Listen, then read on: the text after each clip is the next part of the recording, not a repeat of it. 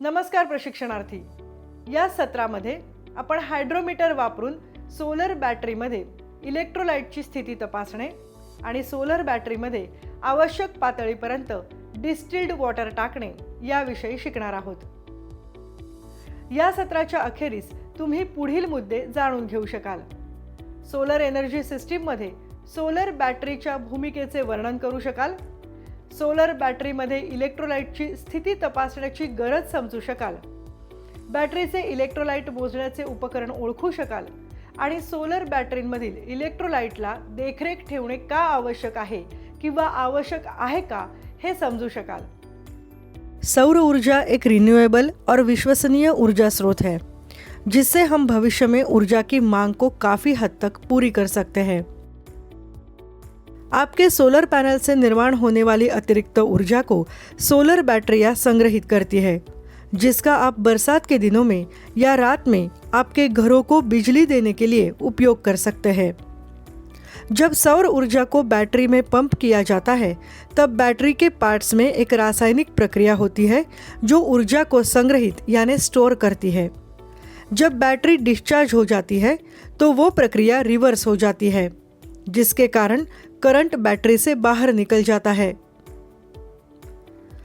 Solar बैटरियां सौर ऊर्जा system की विश्वसनीयता को बढ़ाती है, जिससे हम कन्वेंशनल पावर ग्रिड पर कम निर्भर रह सकते हैं. सोलर पावर रिन्यूएबल ऊर्जा स्रोत का एक व्यावहारिक और कुशल विकल्प है, क्योंकि उसमें कम सूरज के प्रकाश में भी सौर ऊर्जा को संग्रहित करने और उपयोग करने की क्षमता होती है.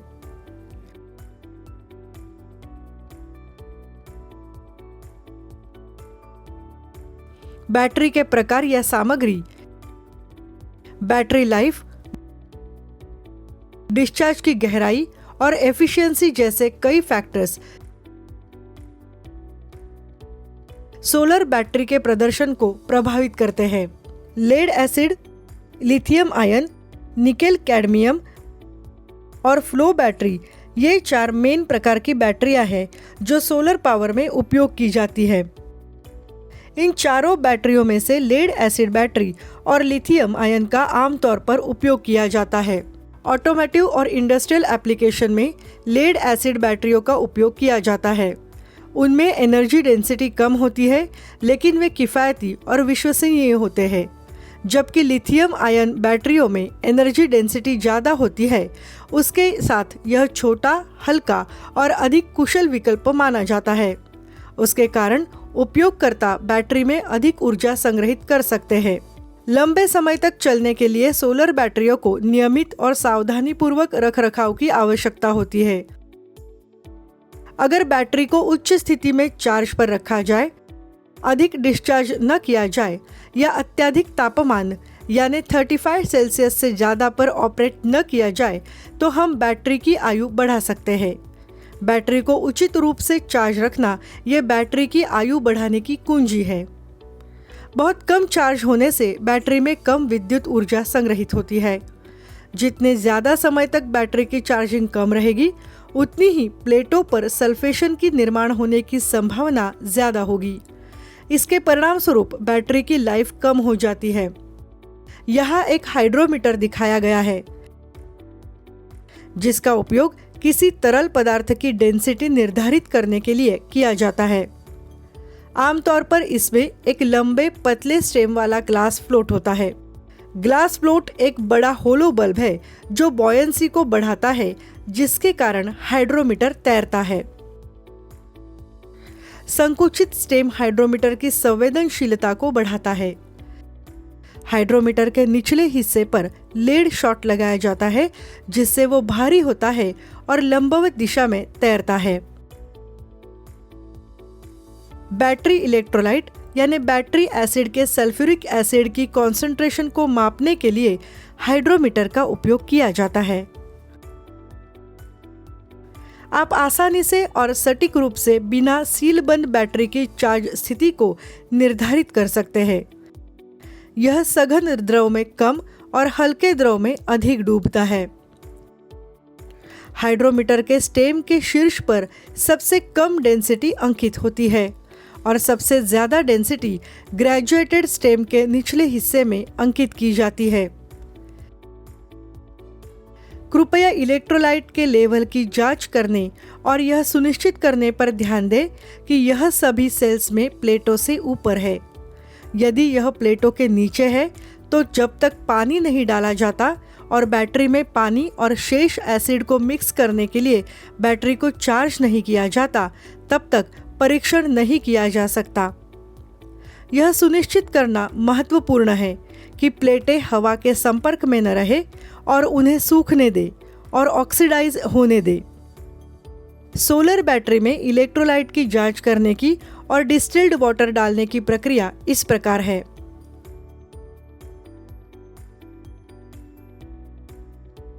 Hand gloves, hydrometer, distilled water और लेड एसिड बैटरी, यह सभी टूल और उपकरण आपके पास हैं, ये सुनिश्चित करें। एसिड प्रतिरोधी मटेरियल से बनी हुई संकुचित ट्यूब से जो ग्लास ट्यूब लगी है, उसके निचले हिस्से को एक्यूमुलेटर में मौजूद एसिड में डुबोए। रबर बल्ब को दबाएं ताकि अंदर की हवा कांच की ट्यूब के दूसरे एंड पर स्थित संकुचित ट्यूब से बाहर निकल सके।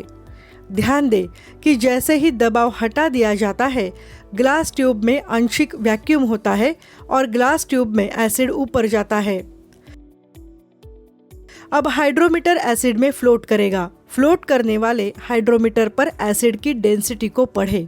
रीडिंग्स के आधार पर ऑब्जर्वेशंस बनाएं। कृपया नोट करें कि पूरी तरह चार्ज हुए सेल में जो एसिड होता है उसकी रिलेटिव डेंसिटी 1.25 से 1.30 तक होनी चाहिए। अगर रीडिंग 1.18 से कम है, इसका मतलब चार्जिंग करने की आवश्यकता है।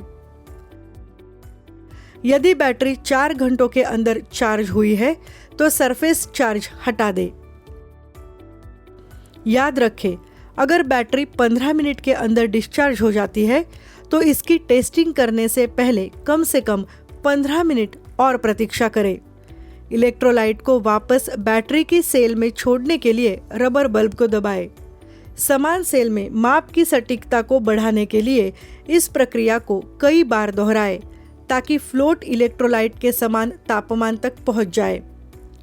आंखों की लेवल यानी आई लेवल पर और फ्लोट स्थिर होने पर जब इलेक्ट्रोलाइट का सरफेस फ्लोट मार्किंग को पार करता है, तब उस पॉइंट पर स्पेसिफिक ग्रेविटी को पढ़े। जहां से इलेक्ट्रोलाइट लिया गया था उसी सेल में उसे वापस छोड़ दे। उसे फैलने न दे और हाइड्रोमीटर का उपयोग होने पर उसे पानी से अच्छी तरह धो ले। इलेक्ट्रोलाइट में डिस्टिल्ड वाटर मिलाने पर क्या करे और क्या ना करे, इसके बारे में यहाँ बताया गया है। इलेक्ट्रोलाइट में सिर्फ डिस्टिल्ड वाटर ही मिलाए, उसमें एसिड ना मिलाए। उसी तरह उसमें खराब या सादा पानी ना मिलाए, क्योंकि पानी में जो अशुद्धियाँ होती है वह समय के साथ जमा हो जाएगी और समस्याएं पैदा करेगी। पानी डालने के तुरंत बाद स्पेसिफिक ग्रेविटी का यानी Hg की रीडिंग ना ले। आपण हायड्रोमीटर वापरून सोलर बॅटरीमध्ये इलेक्ट्रोलाइटची स्थिती तपासणे आणि सोलर बॅटरीमध्ये आवश्यक पातळीपर्यंत डिस्टिल्ड वॉटर टाकणे या विषयावरील सत्राच्या अखेरीस पोहोचलो आहोत।